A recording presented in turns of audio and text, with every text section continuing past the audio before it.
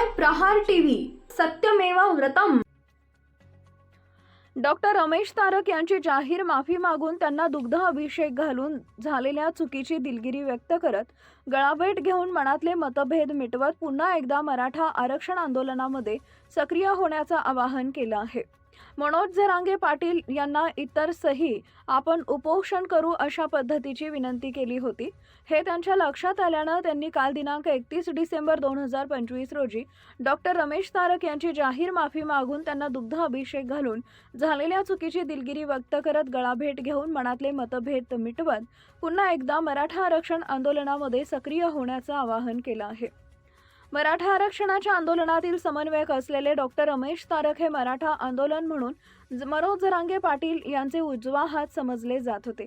आंदोलनाचे दौरे, त्यांचं नियोजन, वाहनाचा ताफा, जेवणाची व्यवस्था, सर्व कार्यकर्त्यांच्या आरोग्याची काळजी, त्याच पद्धतीनं सरकारशी निवेदनाच्या माध्यमातून संवाद साधणं ही व्यवस्था पाहणारे डॉक्टर रमेश तारक यांनी अंतरवाली सराटीमध्ये वाढत असलेला जातीय तणाव पाहता व गावातील दूषित झालेली वातावरण पाहता मनोज जरांगे पाटील यांना आता आपण उपोषण गावात न करता इतर ठिकाणी करावे अशी विनंती केली असता त्यांनी आपण अंतरवालीतच आंदोलन करूयात अशी चर्चा केली।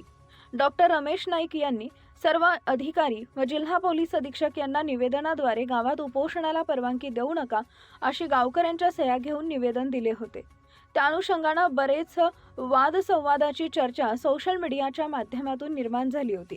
त्यातच मराठा क्रांती मोर्चाचे समन्वयक सुनील कोटकर यांनी त्यांच्या सहकार्यांसह डॉक्टर रमेश तारक यांच्या हॉस्पिटलमध्ये जाऊन 1 वर्षापूर्वी त्यांना काही काळी शाळी लावून निषेध व्यक्त केला होता आणि त्यांनी इशारा दिला होता की यानंतर जर का तुम्ही आंदोलनाला विरोध केला तर याहीपेक्षा भयानक कृती आम्ही करू असा सज्जड दम त्यावेळी देण्यात आला होता। परंतु वर्षपूर्तीच्या अनुषंगानं मराठा क्रांती मोर्चाचे सिंहलोकन शिबिर छत्रपती संभाजीनगर इथं पार पडले असता आंदोलन दरम्यान आपण काय चुका केल्यात व आपण काय बरोबर केलं, समाजाच्या पदरात काय पडलंय, या चर्चा सत्राच्या मध्ये सुनील कोटकर पाटील यांना आपल्याकडून नकळत झालेली चूक, भावनेच्या भरात केलेली चूक लक्षात आली आणि त्यांनी शिबिरादरम्यान डॉक्टर रमेश तारक यांच्या निवेदनाची प्रत स्वतः वाचून बघितले असता त्यात त्यांना लक्षात आलं की अंतरवाली सराटीमध्ये उपोषण करू नये याचा अर्थ त्या ठिकाणी वाढलेला जातीवाद, त्या ठिकाणची ग्रामस्थांची भावना, या सगळ्यांच्या अनुषंगानं डॉक्टर रमेश तारक यांनी पुढाकार घेऊन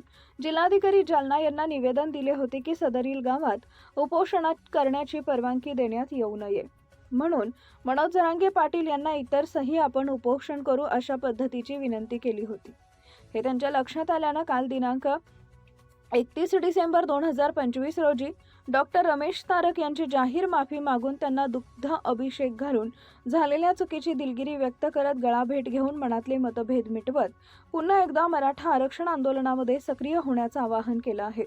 त्याच पद्धतीनं डॉक्टर रमेश तारक यांनी मराठा समाजासाठी आंदोलन योगदान हे समाजाला कळावे यासाठी लवकरच डॉक्टर रमेश तारक यांच्या योगदानाबद्दल त्यांचा नागरी सत्कार करण्यात येणार असल्याचं सांगण्यात आलं आहे।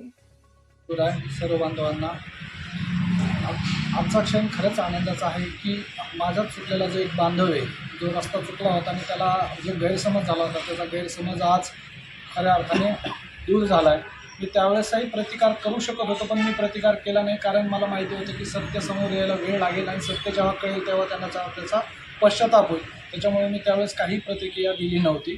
फक्त एवढंच माझं म्हणणं होतं की कुठली गोष्ट चर्चा आणि ती सोडायला पाहिजे होती। झालं ते झालं, आता त्याला हरकत नाही। पण आता सत्य समोर आल्यानंतर त्यांना जो पश्चाताप झाला त्याच्यातून मला पण आनंद झाला आहे आणि त्यांच्या दिलगिरी व्यक्त केली आहे त्याबद्दलही मी आनंदी आहे। पण समाजासाठी काम करताना ह्या गोष्टी घडतच असतात। समाजासाठी माझं किती मोठं योगदान आहे हे त्यांनाही नंतर कळलं, सोबत असतानाही कळलं।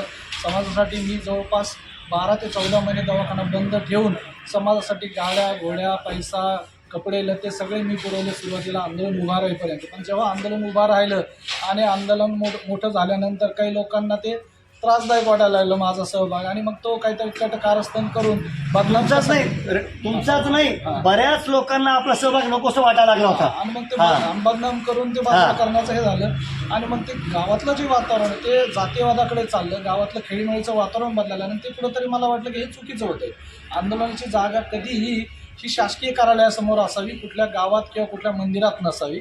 म्हणून मी त्यावेळेचं जे वातावरण पाहून तो निर्णय घेतला होता आणि ते योग्यच होतं. हे समाजाला समजायला वेळ लागला नाही. भरपूर लोकांनी त्यावेळेस मला सपोर्ट केला त्या गोष्टीचा. जे झालं ते झालं.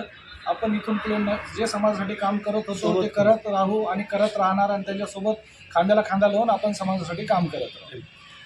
नवीन वर्षाच्या छत्रपती शिवाजी महाराज की एक मराठा, लाख मराठा, एक मराठा. लाख मराठा.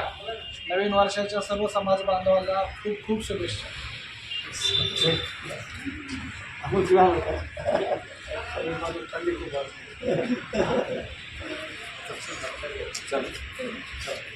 चहा घ्या.